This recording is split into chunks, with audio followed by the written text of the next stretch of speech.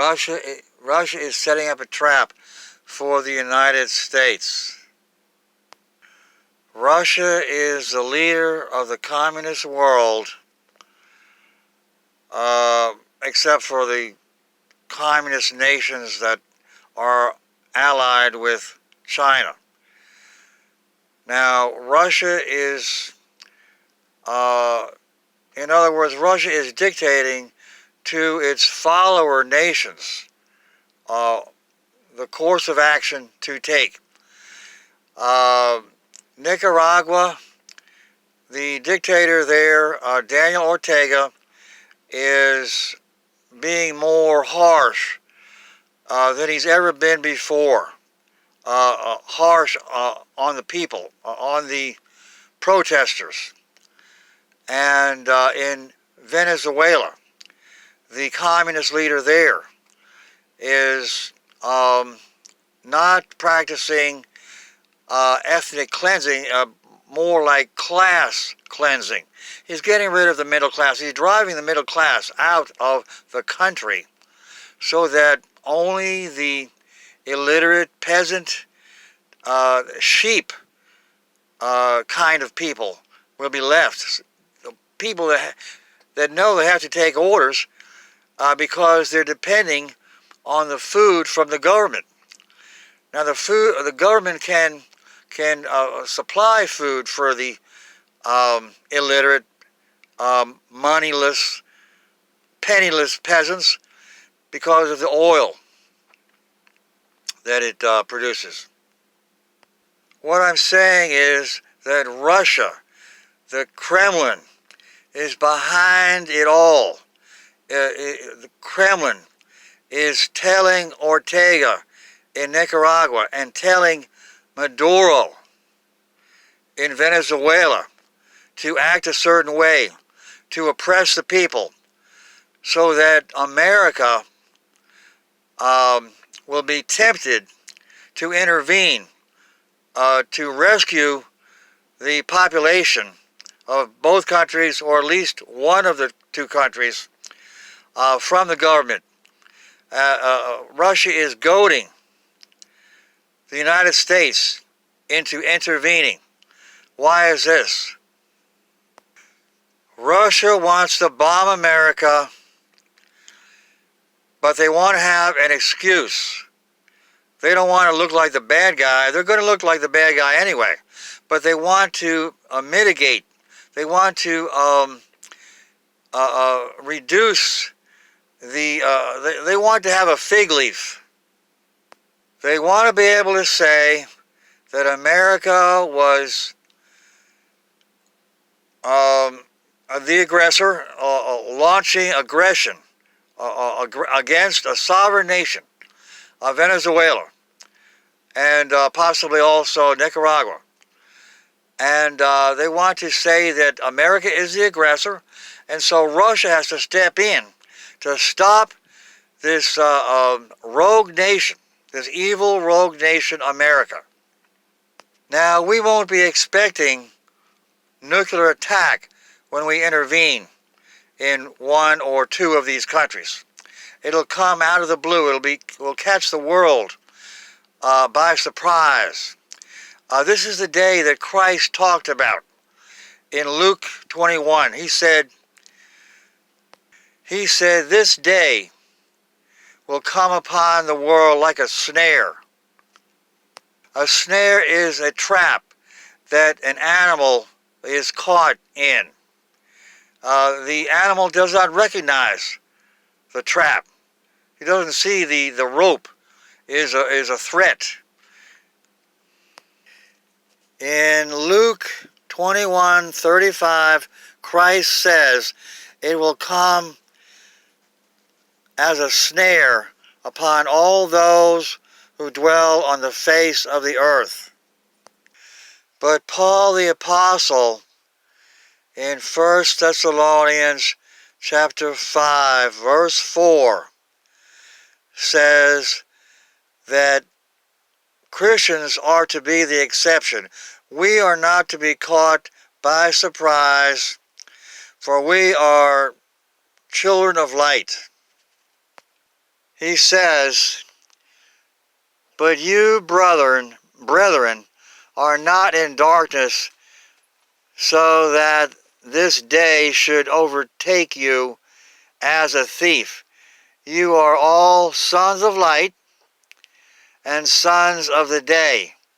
We are not of the night, nor of darkness." Paul says in Hebrews 10:25, quote, "As you see the day approaching," unquote. Now this means that we'll be able to anticipate what is going to happen. We'll be able to see the pieces fall into place.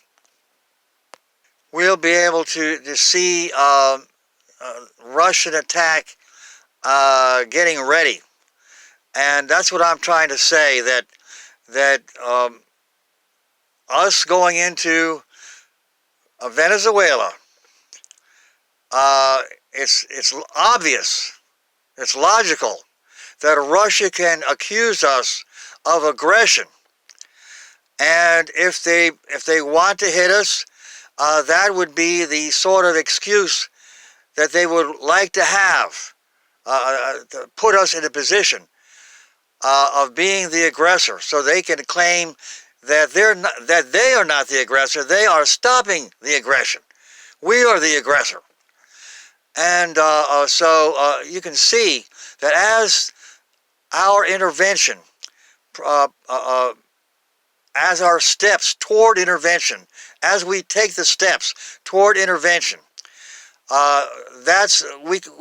we're seeing the day approach. We can anticipate what Russia will do. They will start a campaign of accusation, and they will say things like America has to be stopped, blah, blah, blah.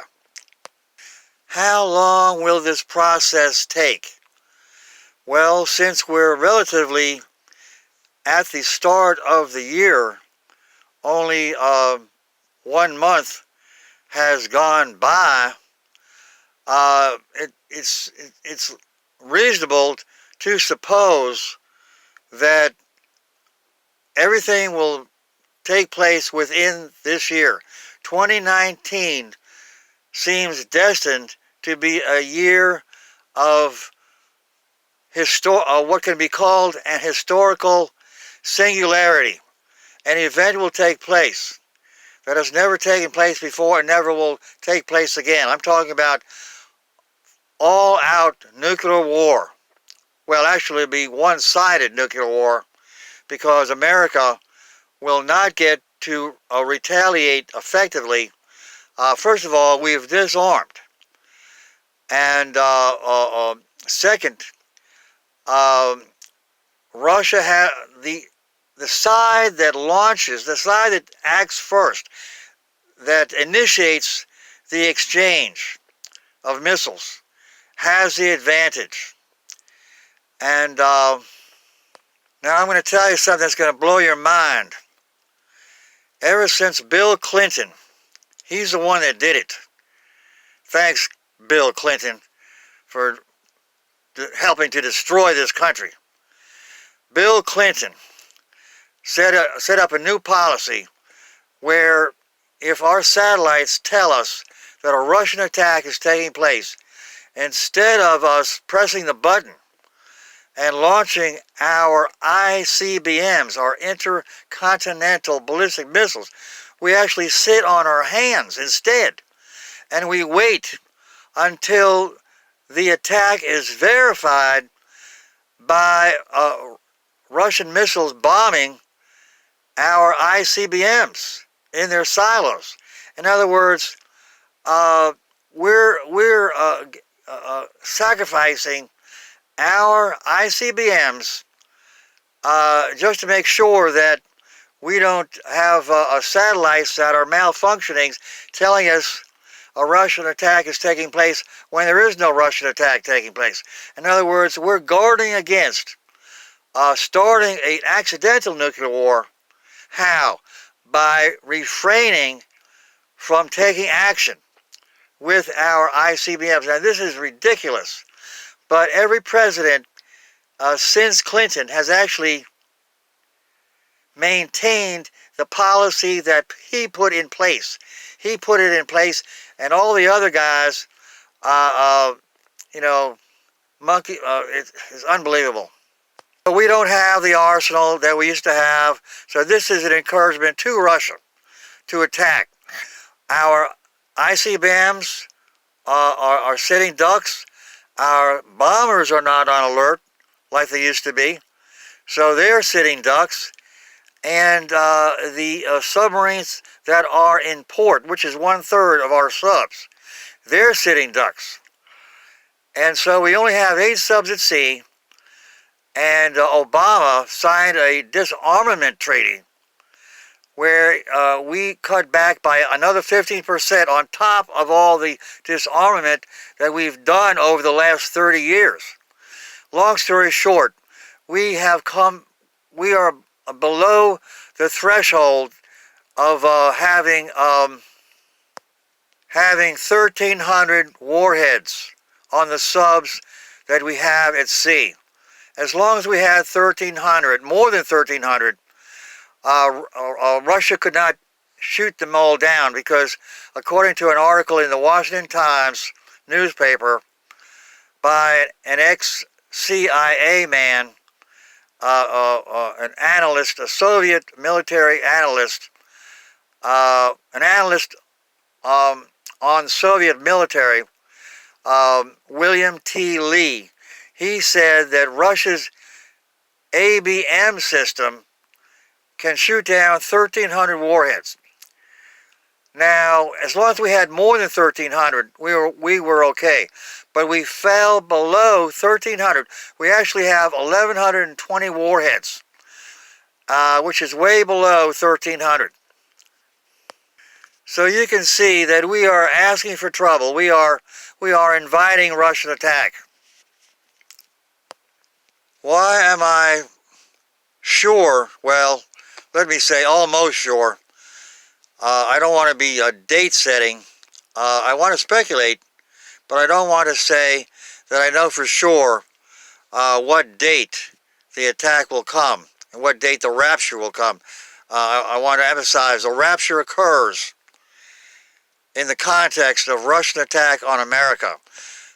All the Christians that get killed in America and in Western Europe, because Russia will be actually bombing 3 countries there, according to Daniel 7, verse 8. He says, it mentions 3 horns, which stands for 3 countries.